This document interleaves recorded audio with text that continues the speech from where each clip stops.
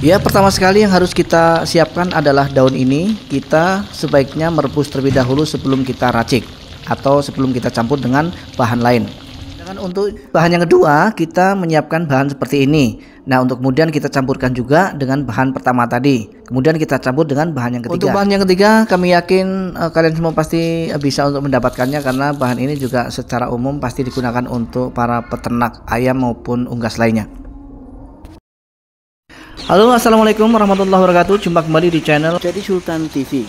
Lama tidak mengupload video, mudah-mudahan teman-teman masih setia dengan channel ini. Dan bagi teman-teman yang memang baru menemukan channel ini, silahkan jika memang dirasa channel ini layak untuk teman-teman ikuti atau untuk teman-teman dukung dan belajar bersama di sini, maka silahkan untuk klik tombol subscribe.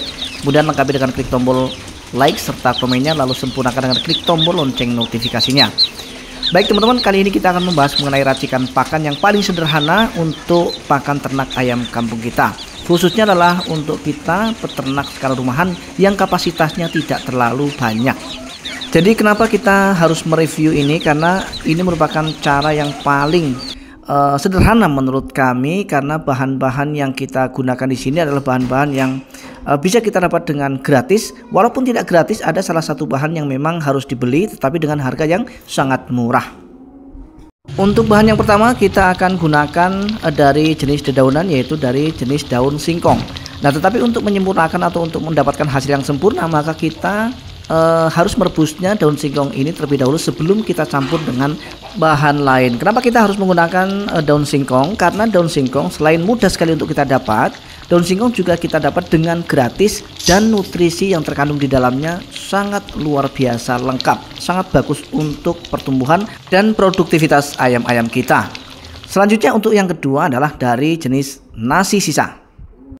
Nah, kenapa juga kita harus menggunakan jenis dari sisa nasi? Karena sisa nasi, kami yakin teman-teman juga sangat mudah sekali untuk mendapatkannya. Jika ayam-ayam kita atau jumlah ayam kita tidak terlalu banyak, maka hanya dengan menggunakan sisa nasi yang akan kita campur dengan beberapa bahan itu tadi, kami rasa akan cukup ya untuk mencukupi kebutuhan pakan ayam-ayam yang kita ternak, teman-teman. Selanjutnya untuk bahan yang ketiga. Untuk bahan yang ketiga, kita akan gunakan dari jenis dedak padi. Nah, dedak padi itu sendiri, jika kalian memang punya sawah yang ditanami padi, maka teman-teman pasti akan bisa mendapatkannya dengan gratis, tidak harus membeli. Nah, sedangkan bagi teman-teman yang memang seperti saya tidak pernah panen karena mungkin tidak pernah menanam padi, maka bisa didapat dengan cara beli, tetapi dengan harga yang sangat murah. Di wilayah kami, dedak padi per kilonya bisa kita beli dengan harga 2.500 per kilogramnya. Itu langsung dari kilang atau penggilingan ya teman-teman.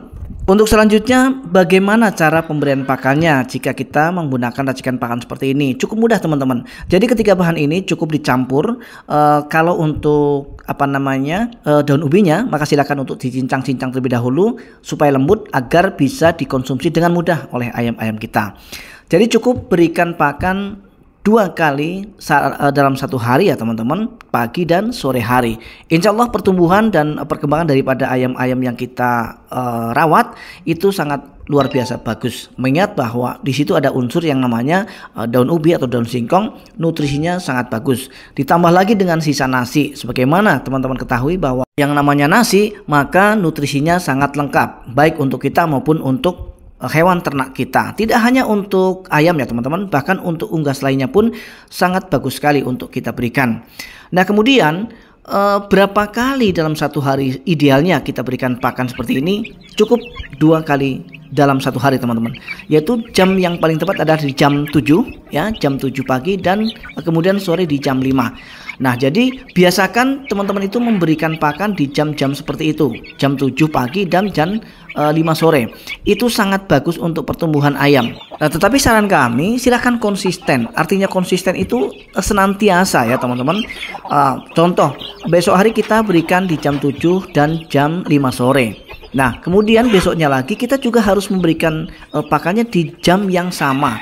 itu supaya nanti pertumbuhan daripada ayam-ayam kita stabil ya. Jangan kemudian teman-teman gonta-ganti jam pemberian pakan, itu nanti akan berpengaruh terhadap produktivitas maupun pertumbuhan daripada ayam-ayam kita, khususnya adalah untuk yang masa-masa pertumbuhan. Nah kemudian apakah racikan pakan seperti ini tidak bisa dicampur dengan sentrat? Wow, sangat bagus bahkan teman-teman ya. Apalagi jika teman-teman untuk pembibitan ya, untuk pembibitan ini silahkan campur dengan sentrat petelur, maka hasilnya akan super bagus. Begitu juga dengan ternak pembesaran, itu hasilnya luar biasa teman-teman, sebagaimana yang sudah kami alami dan yang sudah kami lihat hasilnya di kandang kami. Baik teman-teman, sampai di sini perjumpaan kita, mudah-mudahan video kali ini bermanfaat. Saya dari Jadi Sultan TV mohon diri, maaf atas kekurangan. Assalamualaikum warahmatullahi wabarakatuh.